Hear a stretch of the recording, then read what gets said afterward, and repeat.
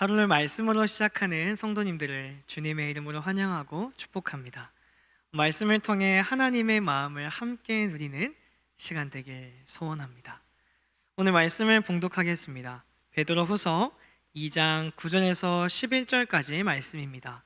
거룩하신 하나님의 말씀입니다. 주께서 경건한 자는 시험에서 건지실 줄 아시고 불의한 자는 형벌 아래에 두어 심판날까지 지키시며 특별히 육체를 따라 더러운 정욕 가운데서 행하며 주관하는 일을 멸시하는 자들에게는 형벌할 줄 아시느니라. 이들은 당돌하고 자긍하며 떨지 않고 영광 있는 자들을 비방하거니와 더 큰 힘과 능력을 가진 천사들도 주 앞에서 그들을 거슬러 비방하는 고발을 하지 아니하느니라. 아멘. 경건이란 단어 많이 들어보셨죠? 신앙생활을 오래 했든 오래 하지 않았든 교회에 있는 성도님들, 교회라고 하는 공동체에 속한 사람들이라면 경건이라는 단어는 한 번쯤은 꼭 들어봤을 단어입니다. 신실한 그리스도인을 표현하기에 아주 적합한 단어, 그걸 한 가지 꼽자면 경건이라고 이야기할 수가 있겠죠. 그리스도인에게 있어서 경건은 추구해야 되는 것이고 더불어 살아내야 하는 것입니다. 디모데전서 4장 7절에서 8절까지 말씀인데요, 제가 새번역 성경으로 읽어드리도록 하겠습니다. 저속하고 헛된 꾸며낸 이야기들을 물리치십시오. 경건함에 이르도록 몸을 훈련하십시오. 몸의 훈련은 약간의 유익이 있으나 경건 훈련은 모든 면에 유익하니 이 세상과 장차올 세상의 생명을 약속해 줍니다. 아멘. 사도 바울의 선언과 오늘 말씀의 저자인 사도 베드로의 선언이 비슷합니다. 굉장히 많은 부분이 결이 닮아 있어요. 간단하게 이야기하면은 하나님께서는 경건한 자를 심판날에 구원하십니다. 그러니 여러분들은 경건 훈련을 통하여 경건한 사람이 되기를 바랍니다. 이 이야기를 하고 있는 것이죠. 자, 바꿔 말하면 이겁니다. 심판날에 구원받는 사람이 누굽니까? 심판날에 어떠한 사람이 구원을 받습니까? 답은 경건한 사람이라는 것입니다. 그만큼 경건이라는 것이 굉장히 중요합니다.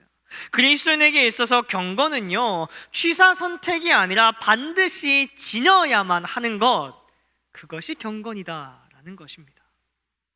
자, 그렇다고 한다면 경건이 정확하게 무엇을 이야기하는 걸까요? 이 루터와 더불어 종교개혁에 있어서 빼놓을 수 없는 인물인 이 프랑스의 신학자 장 칼뱅은 경건에 대해서 이렇게 정의합니다. 경건은 하나님에 대한 경외와 하나님에 대한 사랑이 결합된 것을 말하는데, 이 사랑은 그의 은혜를 깨달아 알므로써 오는 것이다. 칼뱅에게 있어서 경건은 단순히 그리스도인이 도달하는 어떤 종류의 경지에 그것만을 의미하는 것이 아니었습니다. 경건은 그리스도인이 하나님과 어떠한 관계인지를 드러내는 거예요.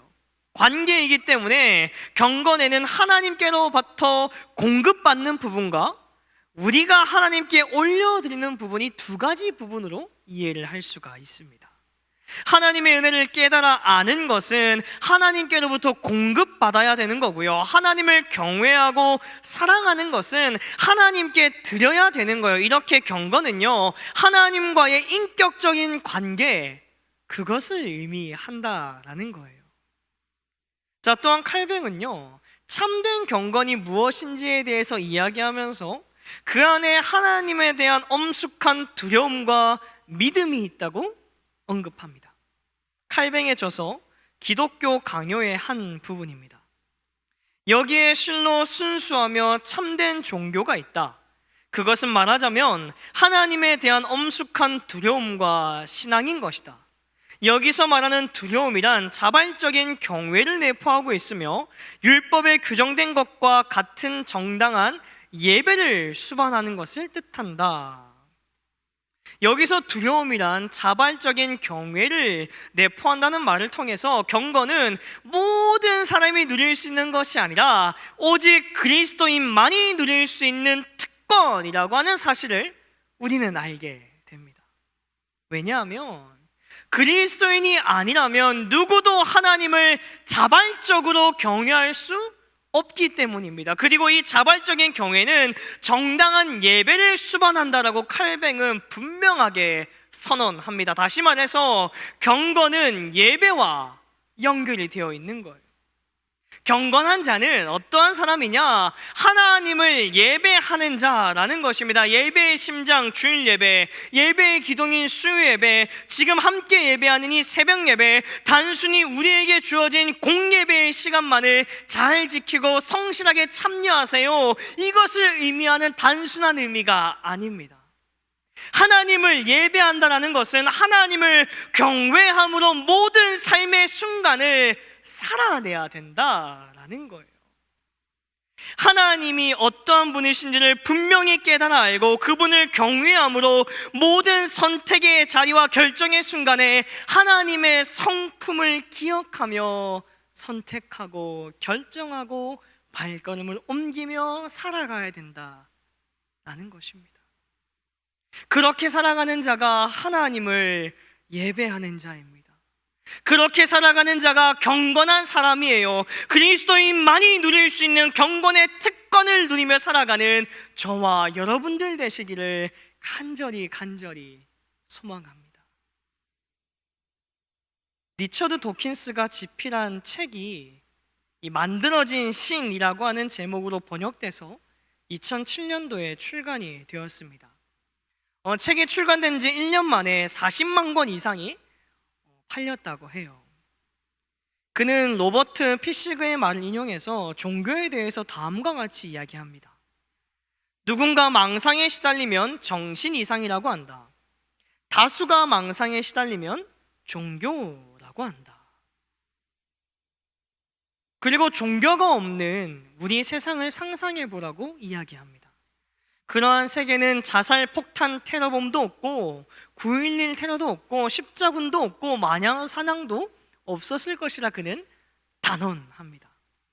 그러면서 독자에게 과감하게 종교를 버리고 행복하고 도덕적이며 지적인 무신론자가 되라 강력하게 권면하고 있습니다. 왜 한국 사람들이 이 책에 그렇게 열광을 했을까요? 1년에 40만 부 이상 팔린 만큼 왜 그렇게 이 책에 목숨 걸면서 책을 독파했을까요? 기독교를 싫어하고 교회에 실망하고 상처받고 아픈 사람들이 너무나 많습니다. 예전 같지가 않은 거예요. 교인이라고 하면, 그리스도인이라고 하면, 교회 다닌다라고 하면 정직과 성실이 보장되던 때가 분명히 있었습니다. 그런데 오늘날에 우리가 살아가는 이 시대는 어떻습니까? 거짓과 위선, 독선과 자만의 상징이 기독교가 되어버렸습니다. 말씀이 삶이 되지 못하고 예배가 삶으로 이어지지가 않는 거예요. 그리스도인만이 누릴 수 있는 경건의 특권을 누리지 못하며 무책임하게 우리가 살아가고 있는 것입니다. 누구의 책임일까요? 누구를 탓해야 될까요? 나의 책임입니다. 오늘 예배하는 저와 여러분들의 책임이고요. 이 땅을 살아가는 수많은 그리스도인들의 책임인 것입니다. 우리 사랑하는 말씀상 공동체 성도님들, 세상에는요 딱 두 종류의 사람만이 존재합니다. 경건한 자와 불의한 자. 경건한 자의 삶을 살아냄으로 말미암아, 말씀을 삶으로 살아냄으로 말미암아 하나님의 그 영광스러운 이름을 영화롭게 하는 우리가 되기를 주님의 이름으로 축복합니다. 기도하겠습니다.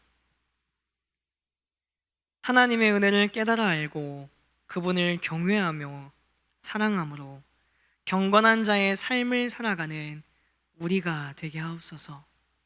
예수님의 이름으로 기도드립니다. 아멘.